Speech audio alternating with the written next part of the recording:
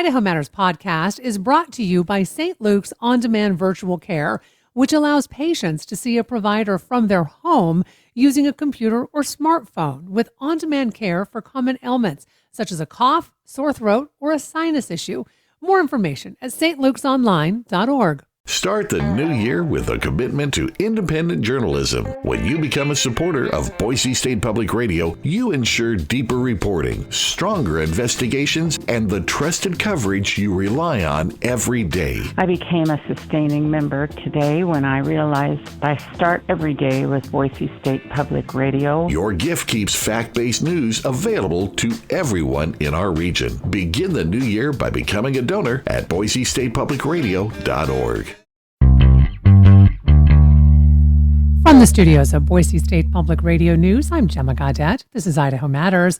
Well, Happy New Year, everybody, and welcome to 2026, if you can believe that.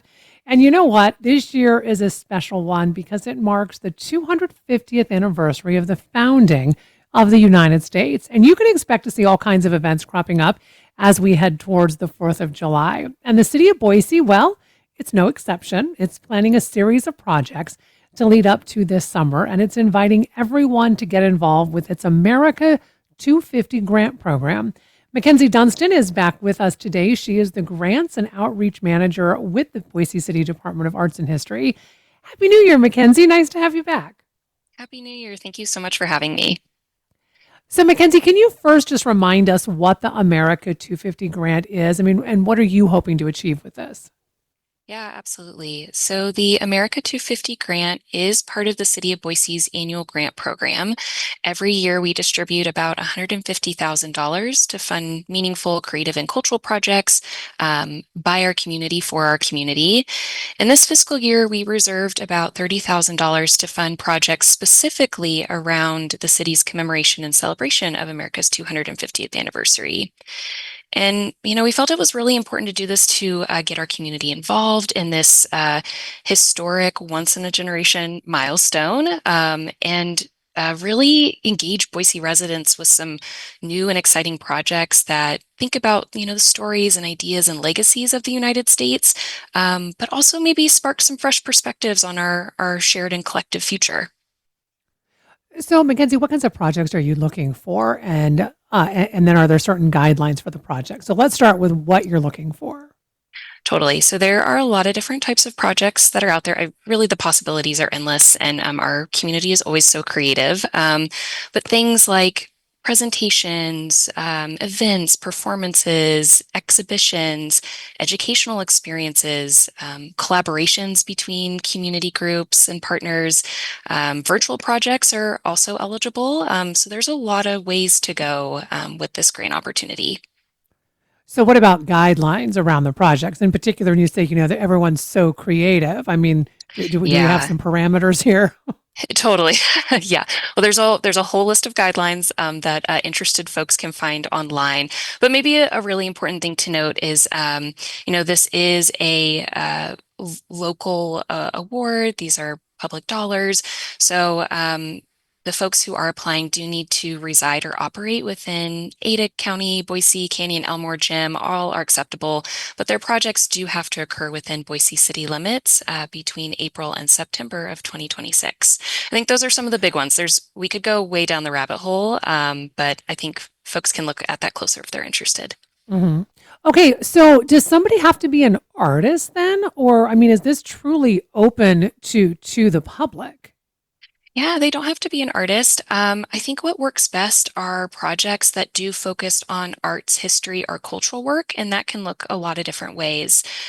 So while we do have a lot of artists or creative folks apply, we have scholars who have applied and been accepted into the grant program in the past, and those folks would be totally eligible here too. So how big are the grants? Yeah, so we award funding amounts between $1,000 and $5,000. So they might seem a little small, but they can really make a big difference in bringing a project to life.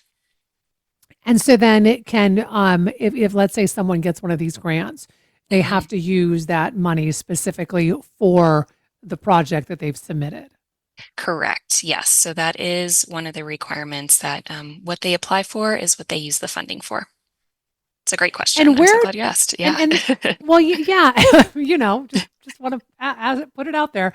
So, Mhm. where does the money come from then? This grant money? Yeah, so this is part of the city's general fund. So it's part of that $150,000 that is dedicated annually from the city. So, how many projects are you hoping to fund for this specific America Ooh, 250 grant? yeah. So it is really going to depend on the number of applications and the request for funding, but it could be between 6 projects and upwards of 30 projects. I'd love to fund as many as possible. That'd be really exciting. And you've got a field guide for folks who want to start up a project. Can we talk a little bit about the themes in there? I mean, for Yes. example, like you have something called Unfinished Revolutions. Yeah. So when we were thinking about, how are we going to approach America 250 as a department and of course as a city, we looked to national best practices and we adopted very quickly the American Association for State and Local History's American 250 Field Guide. So that is where these 5 themes come from. And what really resonated about these themes, and I'll list them out here in a second, talk more, but is there was a real emphasis on making sure that Americans of all ages, backgrounds, cultural experiences could see themselves reflected in the American story. And that's sort of what these themes really explore through a couple different lenses. So those Hmm. 5 themes, you mentioned one, Unfinished Revolutions. Another one is Power of Place, We the People, American Experiment, and Doing History. So, thinking I'll just use unfinished revolutions. This theme, of course, not only speaks to the American Revolution and its impact, of course, on our country's founding, but we hope it also encourages individuals and organizations to think about other moments in our history or even moments happening now, today, where our collective or individual actions have advanced things like human rights or liberty, equality, but there might still be a lot more work to do. So this field guide is a great place to start for folks who are interested in applying. It gives some great ideas for programming. It gives some language that could be really useful in an application. And I think also helps maybe reframe some of these topics in ways folks hadn't always thought about them. So I think it's so interesting too about this when you talk about power of place or we the Mhm. people, for example. And I know we the people, it's about focusing on inclusive stories, but considering maybe who's been included, excluded, community voices. And I think about, which some people might be surprised to know, is that Idaho was one of the first states to give women the right to vote. Mhm. And might blow some people's minds, but it's maybe something like that. I'm thinking about like how, I mean, how that also shows, I think, the story of the West, right? And Yeah. and how that impacted women's right to vote, because it wasn't just Idaho, it was Wyoming. I mean, it's these states that now tend to be more conservative, but because of that Western theme, they have been on the cutting edge a lot of times in history. Absolutely. I think it's interesting to consider for especially those entering through the lens of history for their potential projects. Idaho, of course, had its indigenous population here, but wasn't really part of the picture when America was being founded, right? Hmm. And Right. so, yeah, what are some of those related stories of, yeah, how does this larger national story come to be? Things like voting rights that do look to Idaho's past while considering like contemporary issues and ongoing struggles. So there's so much to explore. Like I'm really excited to see what projects come through. I I have no idea what might be, but I know it's going to be amazing. Yeah. You're also hoping that these projects can support Boise's vision to create what you're calling a city for everyone. So, how can Mhm. they help create a sense of place with these projects, especially within those themes? Oh, what a great question.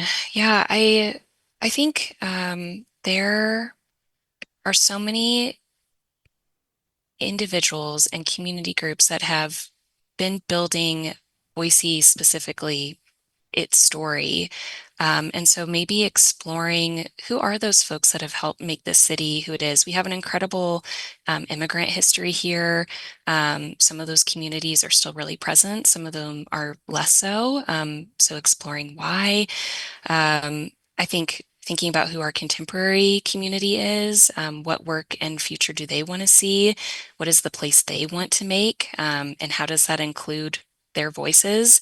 Uh, there's so many paths forward, but I think folks really thinking about how they want to envision their future and how their creative expressions or their projects or what their community groups are doing can help make that is what we're hoping to see, and I think helps build a city for everyone ultimately. So, when is the deadline for folks to get their project application in?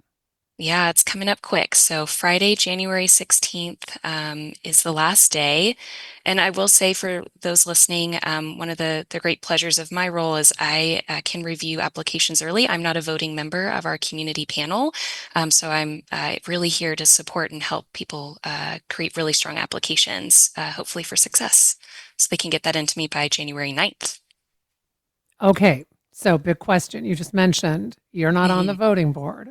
Mm-mm. How are these projects going to be decided? Yeah, so we are continuing our same methods that we use here at the City of Boise of using a community panel to review and recommend funding.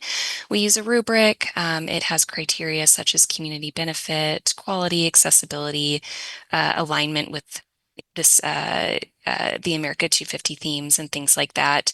But yeah, we have a really a diverse panel. They come from a lot of different walks of life, different experiences, and we always try and do that so we get a really great sample of our community in the selection of these projects. So, before I let you go, Mackenzie, why, Mhm. in your opinion, is celebrating the 250th anniversary of the founding of America important, not just to the city of Boise, but really to Idaho as a whole? Oh man. I mean, like I said, I think this is just a once in a generation milestone coming at a really interesting point in time, generally. And I don't know, I hope that Boiseans and Idahoans broadly will really come together and reflect on our shared stories and the people and places that have shaped what it means to be an American or be in America today, and but also really look to the future. I think I hope there's a lot of optimism and co-creation moving forward. And I think that also speaks to the city for everyone, right? How do we come together and make something together? Well, I want to thank you so much for taking time to talk with us today, Mackenzie. We've been speaking with Mackenzie Dunstan. She is the Grants and Outreach Manager with the Boise City Department of Arts and History. We've been talking about the city's America 250 grant program. We'll make sure to put a link to the application on our website, boisestatepublicradio.org. This is the Idaho Matters podcast. I'm Gemma Gaudette. Looking for another podcast to listen to? Check out The Nature of Idaho from our partner station KISU in Eastern Idaho. Join hosts Peter Pruitt and Dr. Leif Tapanilla as they share fascinating stories from the Gem State's great outdoors, celebrating Idaho's wildlife, landscape, and natural wonders. That's The Nature of Idaho from KISU. Listen wherever you get your podcasts.